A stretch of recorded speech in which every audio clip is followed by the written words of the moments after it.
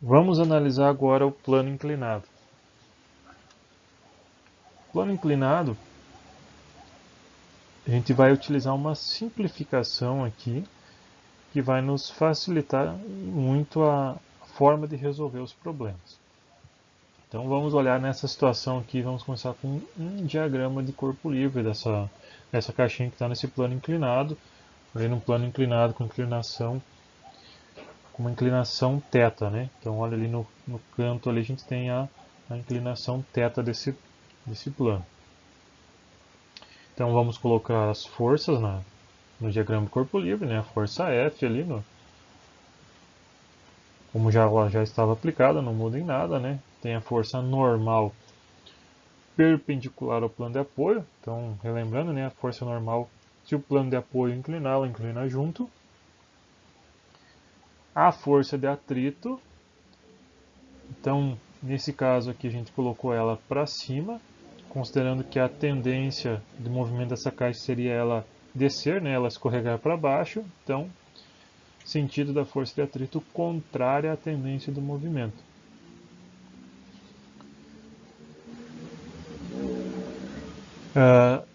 Nesse caso aqui não tem informação suficiente para a gente saber se a tendência do movimento seria para essa caixa descer ou para essa caixa subir. Tá? Um problema deveria ter essa informação um pouco a mais. Tá? Então a gente só está considerando dessa maneira aqui, então é uma consideração para colocar aquele sentido da força de atrito.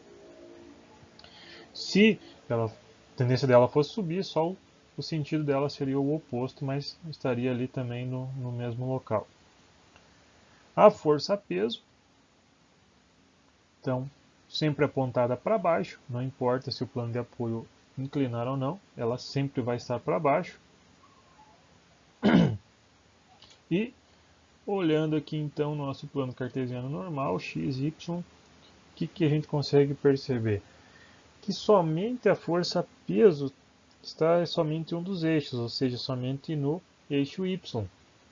As outras forças, todas elas estão inclinadas em relação ao plano cartesiano, ou seja, todas elas têm uma componente em x e uma componente em y.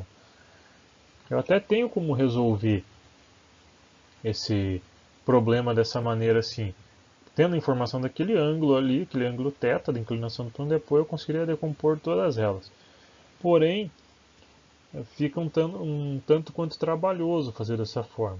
A gente pode utilizar a simplificação de inclinar o plano cartesiano, inclinar a mesma quantidade, a mesma inclinação que o plano está inclinado.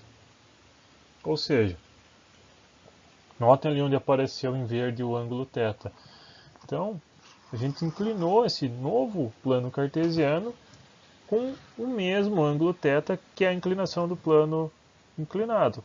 Ou seja, o eixo x agora está paralelo ao plano de apoio e o y ortogonal a ele, obviamente. Dessa maneira, a força F, a força normal e a força de atrito ficaram todas elas somente em um dos eixos. A normal só em y, e a força F e a força de atrito somente em x. E a única força que a gente vai precisar decompor é o peso. Então o peso ele vai ter agora uma componente ali no novo y, então para baixo ali o peso em y, e uma componente no peso em x. E ali fechou o triângulo retângulo e a gente vai usar aquele ângulo θ para resolver o problema, para resolver essa decomposição. Nas equações de força, de equilíbrio de força, a gente vai usar então somente Py nas equações de y e somente Px nas equações de x. Aquele peso inteiro, sem ser a decomposição, a gente não vai utilizar nas equações, somente as componentes. O Px é o cateto oposto, está oposto ao ângulo, então a gente usa seno. Então Px é o P vezes seno do ângulo, ou seja, massa vezes gravidade vezes o seno do ângulo, θ. Nesse caso ali é θ. E y é o cateto adjacente, então vai ser igual ao peso y igual ao peso vezes o cosseno do ângulo θ, ou seja, mg vezes cosseno de θ. Vamos ver o equacionamento dessa caixa. Então, o somatório das forças em Y e o somatório das forças em X. Então, em Y, só o que está no Y, no novo Y. Então, no novo Y eu tenho a normal para cima, menos o peso em Y para baixo. Abrindo o que é esse peso em Y, né, eu tenho que normal menos π vezes cosseno do ângulo θ igual a zero. Abrindo mais ainda o peso, eu tenho que normal menos mg vezes cosseno do ângulo θ igual a zero. Olhando agora x, eu tenho para a direita f, o novo x, né? F para a direita positivo, a força de atrito para a direita positivo também, e menos o peso x que está para a esquerda, igual a zero. Então, tudo que estiver paralelo ao novo x, eu coloco na equação de x, e tudo que estiver paralelo ao novo y, eu coloco na equação de y. Abrindo então o que são aquelas informações ali das equações em x, eu tenho que f mais normal vezes coeficiente de atrito, que é a força de atrito, menos p vezes seno do ângulo, θ, que é o meu px, igual a zero. Abrindo mais ainda, tenho que f mais normal vezes coeficiente de atrito, menos mg vezes seno de θ igual a zero. Agora vamos olhar um exemplo aqui de um cálculo com valores.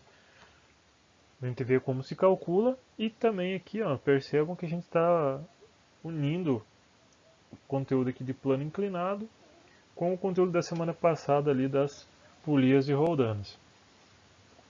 Então a pergunta é, né, vamos o que está sendo solicitado é para calcular a menor força que o homem precisa aplicar para manter a caixa parada. E tem as informações ali da massa da caixa, que é 1.300 kg, o coeficiente de atrito, que é 0,23, e o ângulo de inclinação, que é igual a 30 graus. Então, vamos para a primeira etapa, que é fazer o diagrama de corpo livre. Vamos começar pela caixa. Então, a gente tem o peso da caixa, tem uma tração ali na direção e sentido do cabo, vou chamar de tração A. A gente vai ter a normal ortogonal, plano de apoio, a força de atrito para cima, por quê? Porque está sendo solicitado a menor força que o homem precisa fazer para manter essa caixa parada. Então pensem bem, se ele soltar aquela corda ali, é óbvio que essa caixa vai deslizar para baixo. Então o mínimo que ele precisa fazer é só para manter ela parada. Então a tendência dela é escorregar para baixo. Ele vai só fazer o mínimo para ela ficar paradinha ali. Se ele fizer 0,001 a menos de força, ela vai começar a deslizar para baixo. Então, a tendência do movimento é ela deslizar para baixo, por isso que a força de atrito contrária essa tendência de movimento. Aí nós vamos usar a simplificação de inclinação do plano de apoio. Então, nós vamos ter ali a decomposição da força-peso no peso y e peso x. E percebam ali o ângulo θ, né? Ali que é o mesmo ângulo da inclinação, é o ângulo de 30 graus. Da polia 1. Então nós temos na direção ali do cabo que liga com a caixa, a tração. Essa tração é a mesma tração A. E temos um outro cabo que passa por essa polia. E na direção e sentido dele a gente vai ter outra tração, idêntica dos dois lados, porque é o mesmo cabo. E chamando, né, recebendo o nome aqui de tração B. E também vamos, na hora de equacionar, inclinar esse nosso plano cartesiano aqui para facilitar um pouco a nossa vida. Da polia 2, a gente consegue perceber o quê? Que a gente tem então na direção do cabo, a tração B, é o mesmo cabo que passa pela polia 1, então a mesma tração B, de um lado, né, e do outro lado, na direção e sentido que esse cabo está saindo, também a tração B. Agora vamos para o equacionamento. Primeiro da caixa. Então, somatório das forças em y igual a zero e somatório das forças em x igual a zero. Em y, o que eu tenho? Olhando o novo y. Normal menos o peso em y igual a zero. Em x, da caixa, eu tenho a tração A para a direita, mais a força de atrito para a direita, menos peso em X para a direita, igual a zero. Como tem atrito ali, eu sei que eu vou precisar da minha normal, então já vou isolar ali na equação y. Então a minha normal vai ser igual ao peso em y. Peso em y vai ser igual a P vezes cosseno do ângulo. É o cateto adjacente, aquele ângulo ali, aquele ângulo θ. Abrindo mais ainda o P, eu tenho que a normal vai ser mg vezes cosseno do ângulo θ. Eu vou precisar descobrir então a tração A, porque vai ser o que vai me unir lá com a última polia, o que vai me unir com a força F ali que o homem precisa aplicar no cabo. Então vou isolar a tração A, passo para o outro lado da igualdade as outras variáveis ali, invertendo a operação matemática, o peso em x estava subtraindo, passou somando e força de atrito estava somando, passou a subtrair. Abrindo as informações, né, o que é Px, Px é P vezes seno de θ e a força de atrito é normal vezes coeficiente de atrito. Abrindo mais ainda o P, eu tenho que P é igual a mg, então TA é igual a mg vezes seno de θ menos a normal vezes o coeficiente de atrito. Se eu quiser, eu posso pegar aquela informação do que é normal e colocar dentro dessa outra equação da TA e deixar numa equação só. Ali mostrado em vermelho que foi a inserção dentro dessa outra equação. Ou posso deixar nas duas equações também, não tem problema. Equacionando agora a polia 1. Eu vou considerar só o novo x, né? Só tenho forças nesse novo x, no novo y não tem força nenhuma. Então eu tenho aqui, para a direita, tenho TB, mais um outro TB, menos TA, igual a zero. TA está para a esquerda, por isso negativo. Então, vamos descobrir o que é TB. Então, posso primeiro unir ali os dois TBs que a gente tem, né? Fazer a soma deles, fica 2TB menos TA. Isolando, passando o TA para o outro lado para isolar TB, estava subtraindo, passou somando. E para terminar de isolar, eu passo aquele 2 que estava multiplicando o TB, passo para o outro lado da igualdade dividindo.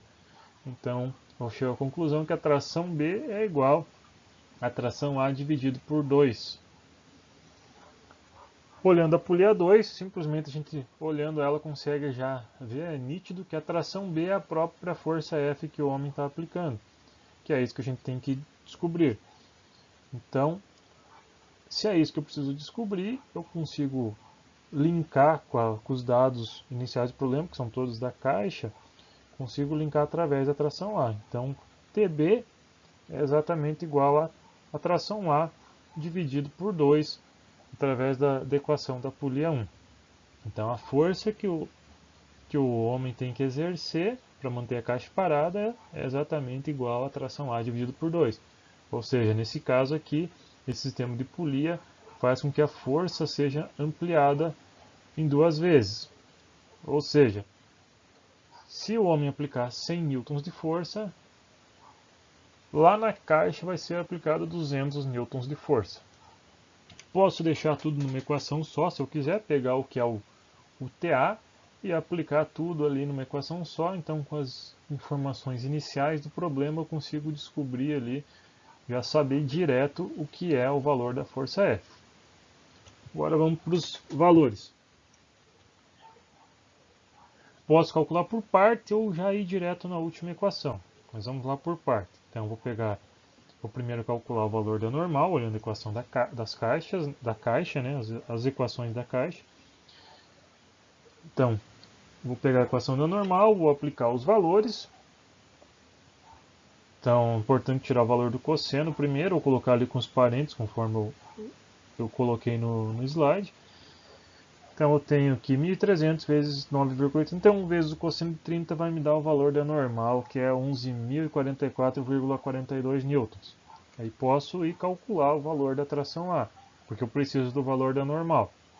Aí aplico os valores e resolvo essa equação, vai me dar um resultado que o valor da tração é 3.836,28 newtons. Poderia ter usado aquela equação direto da TA, que já tem a normal incluída dentro, né, embutida ali dentro, aplicado os valores uma vez só, e o resultado seria o mesmo. Exatamente o mesmo.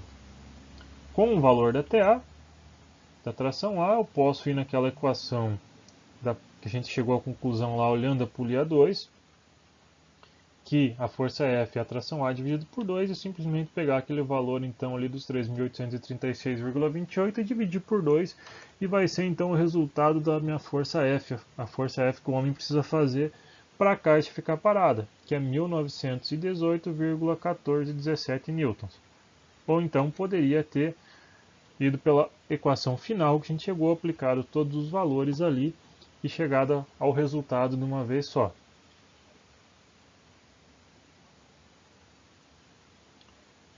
O resultado obtido vai ser o mesmo. Se utilizar colocar todos os parênteses como está nesse slide na calculadora, o resultado vai ser obtido de forma correta.